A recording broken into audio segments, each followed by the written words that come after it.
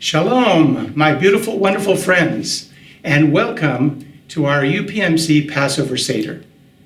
Passover is a Jewish holiday held in springtime that celebrates the freeing of the Israelites from Egyptian slavery long ago. It's called Passover because in the Bible, God passes over the homes of the Israelites during the last of the 10 plagues. The Passover Seder is a set liturgy of biblical passages, prayers, songs of praise, and ceremonies that are done in a specific order. That's what Seder means. It means order. The Passover Seder is one of the most widely observed rituals in Judaism. We will begin with an explanation of the Seder plate and its special foods, and then we will proceed to a summary of the story of the Exodus from Egypt. Here is a Seder plate, and as you can see, it has the traditional spots for 6 foods, Passover foods. In the center is the maror. These are the bitter herbs, symbolizing the bitterness of slavery. In our house, we usually eat romaine lettuce as the bitter herbs.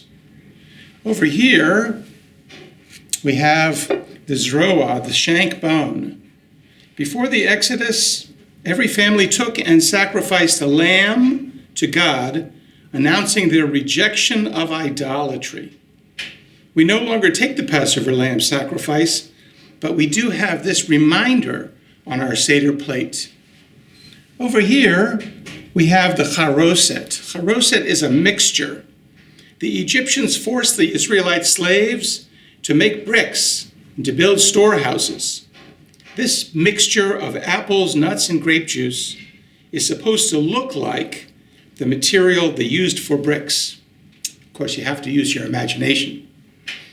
Over here at the bottom, chazeret, another form of bitter herbs, usually some kind of lettuce, to remind us of the hard and bitter life as slaves. Over here, karpas is a vegetable. Sometimes parsley, we like to use celery as a way of recalling that the Exodus occurred in the springtime. And finally, up here is the beitza, or the egg, that stands in the place of the holiday sacrifice that was given in the Holy Temple in Jerusalem. Also on the table are wine or grape juice. We drink 4 cups tonight to remember the 4 promises of redemption. Salt water, representing the tears the Israelites shed when they were slaves in Egypt. Matzah, the unleavened bread, usually put on a separate plate and covered with a napkin. And finally, the Haggadah, the Passover prayer book that takes us through this ceremony. The Seder begins with a declaration in which we invite anyone who does not have a Seder to join us. Why do we do this? Passover is the holiday for celebrating freedom. True freedom requires responsibility. The greatest expression of freedom is the ability to give and to assist others. For this reason, the Passover Seder begins with an invitation to those less fortunate. We say, this year we are enslaved because not everyone is free. As long as there are those in the world who are not enjoying freedom, we are not truly free. We hope and pray that next year, all men and all women everywhere will be truly free.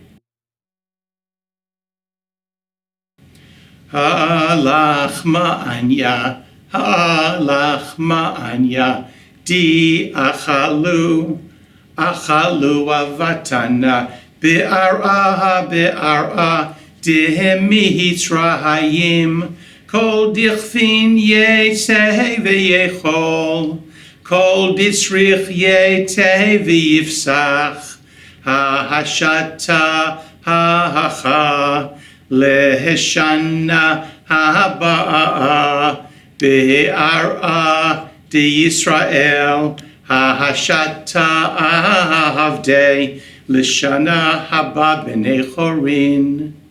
This is the bread of affliction, which our ancestors ate in the land of Egypt. All who are hungry, let them come and eat. All who are needy, let them come and celebrate the Passover with us. Now we are here. Next year, may we be in the land of Israel. Now we are slaves. Next year, may we all be free. Children are very important in the Passover Seder. The 4 questions are an important part of the Passover Seder and a highlight. Traditionally asked by the children, we say, Ma nishtana halayla hazeh mikol haleilot, which translates to, how is this night different from all other nights? 3 of the first of the 4 questions refer to a food or an action at the Passover Seder. We ask, why are we not eating regular bread tonight, only matzah? Why are we eating bitter herbs tonight to remind us of slavery? Why are we dipping those vegetables in salt water to remind us of the tears of slavery? The 4th question has to do with reclining. Reclining is an ancient way that kings and important people used to eat, symbolizing that they were free. So that's what the children ask on this night. Ma nishtana halayla hazeh mikol haleilot, mikol haleilot, shebechol haleilot anu ochlim chametz umatzah. Halayla hazeh kulo matzah. Halayla hazeh kulo matzah. Shebechol haleilot anu ochlim shi'ar yerakot. Halayla hazeh maror. Halayla hazeh maror. Shebechol haleilot ein anu matbilin afilu pamachat.